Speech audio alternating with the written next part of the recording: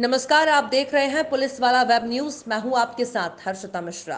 पूर्व मंत्री कमलेश्वर पटेल ने आज रीवा प्रवास के दौरान बीजेपी सरकार पर तीखा प्रहार करते हुए कहा कि इस समय केवल भारतीय जनता पार्टी के द्वारा वसूली अभियान चलाया जा रहा है। पेट्रोल डीजल के दाम 100 रुपए के पार हो चुके हैं। महंगाई अपने चरम पर है। हाईकोर्ट के आदेश के बाद भी पूरी तरह से वसूली अभियान जारी है। मनमाना बिजली का बिल देकर वसूली की जा रही है। बिल का भुगतान न करने पर गांव से बिजली काटी गई। बीजेपी सरकार के द्वारा जिस तरह से लोगों को नौकरी देने, महंगाई कम करने का प्रलोभन देकर सरकार बनाई गई थी, उस तरह के किसी भी वादे को बीजेपी सरकार निभाने में असमर्थ रही है। मनमाना बिल देकर किसानों की बिजलियां काटी जा रही हैं। कोरोना काल में अपनी जान गंवा चुके लोगों को किसी भी तरह से राहत राशि नहीं दी गई। मुफ्त अनाज के नाम पर सब्ज बाग दिखाए गए, वो भी नहीं दिया गया। कमलेश्वर पटेल ने कहा कि हम विपक्ष की भूमिका निरंतर निभाते रहे हैं और निभाएंगे। बीजेपी सरकार केवल वादों की सरकार है। समस्या है लगातार कटौती, ग्रामीण क्षेत्रों में किसान परेशान है।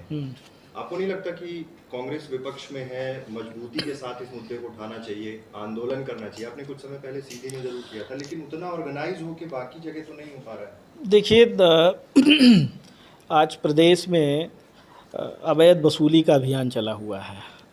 डीजल पेट्रोल पे वसूली अभियान, टैक्स पर टैक्स, बिजली का बिल। पहले तो हाई कोर्ट के निर्देश के बाद पूरे प्रदेश में रोक लगी हुई थी कि किसी भी प्रकार की वसूली नहीं होगी। और एक तरफ कोरोना संक्रमण काल में लोगों की जानें चली गई, लोग परेशान होते रहे, लोगों को ना समय पे बिजली मिल पा रही थी, ना समय पे लोगों को काम करने का अवसर मिला, घर से बाहर निकलने का अवसर नहीं मिला।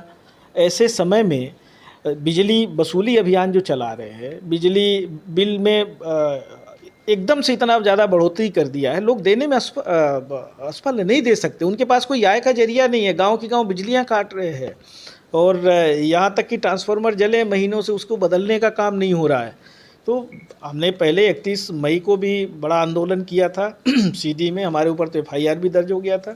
2 तारीख को फिर से हमने सीधी जिला मुख्यालय में सीधी सिंगरौली के साथ साथ पूरे विंध्य संभाग का हमने विषय रखा है और प्रदेश सरकार का ध्यान आकृष्ट करने के लिए हम धरना दे रहे हैं। और भले फिर से हमारे ऊपर FIR दर्ज हो जाए, उसकी मुझे चिंता नहीं है। जेल में डालना है जेल में डाल दो, पर जनहित के विषय में जो किसान, मजदूर, छोटे छोटे दुकानदार जो दुकानें बंद करके रखी थे, जब कोई उपयोगी नहीं किया, आप ऐसे समय में कैसे उनके साथ इस तरह की जाति कर सकते हो? 3-3, 4-4 दिन से गांवों की बिजलियों अंधेरा है, लो वोल्टेज मिल रहा है,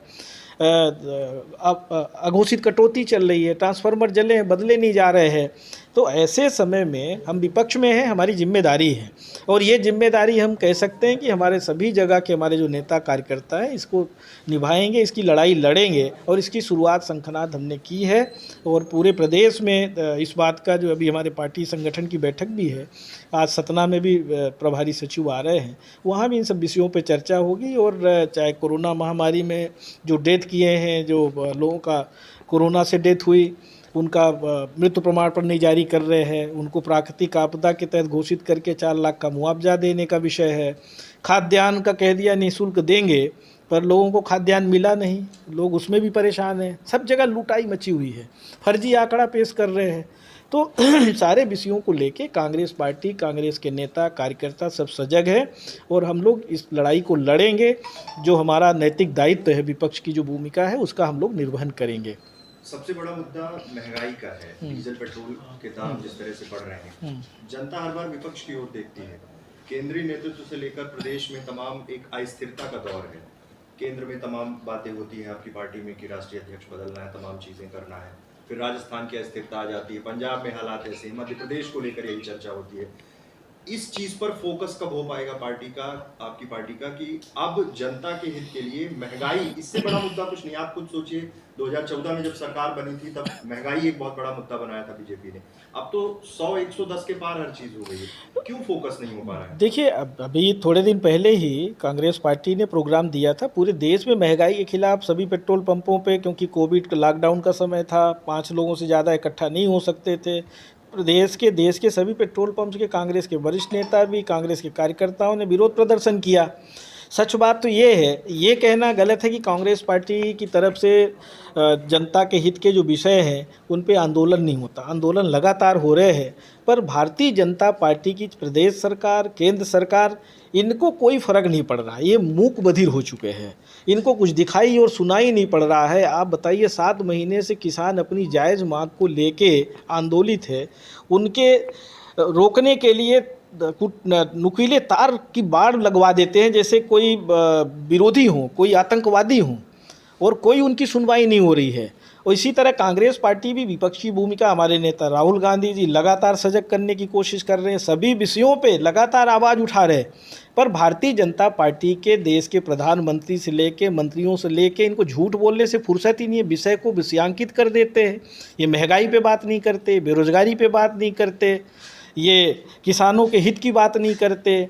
ये जो भी, अगर मोदी जी ने 80 करोड़ लोगों को खाद्यान्न वितरित करने की बात कही, अगर राष्ट्रीय खाद्य सुरक्षा अधिनियम लागू नहीं होता तो ये 80 करोड़ जो खाद्यान्न देने की बात कर रहे हैं, ये संभव नहीं था। तो ये जो भी चीज़ें मनरेगा में जो भी काम लोगों को मिला, मजदूरों को अगर काम मिला, मजदूर राहत राशि मिली, जो भी हुआ है कांग्रेस सरकार की योजना है। इनकी बताएं कौन सी योजना ऐसी है जो इस प्राकृतिक आपदा में काम आई हो?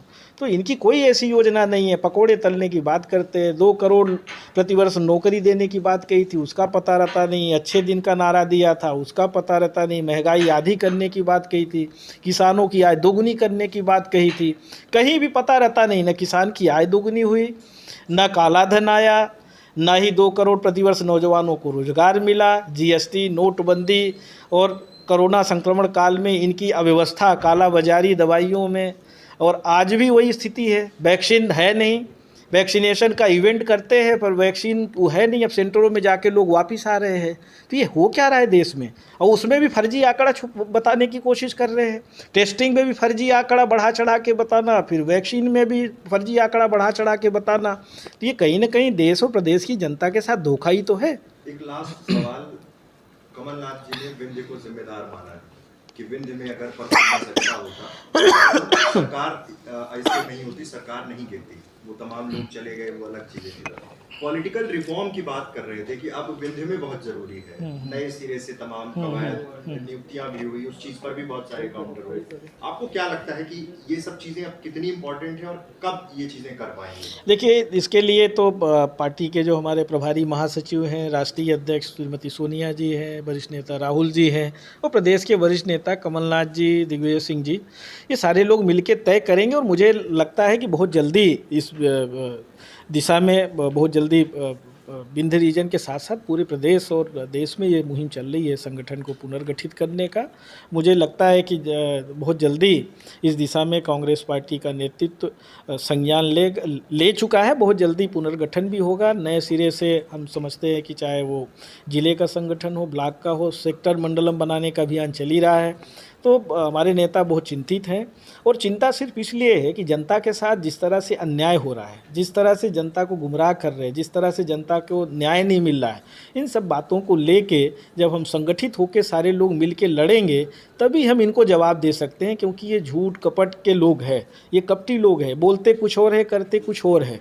तो पूरी तरह से इन लोगों ने जिस तरह से भगवान श्री रामचंद्र जी को भी नहीं छोड़ा, वहाँ भी करोड़ों रुपए की, 2 करोड़ की ज़मीन कितने हज़ार करोड़ रुपए उसमें भी घपला कर दिया।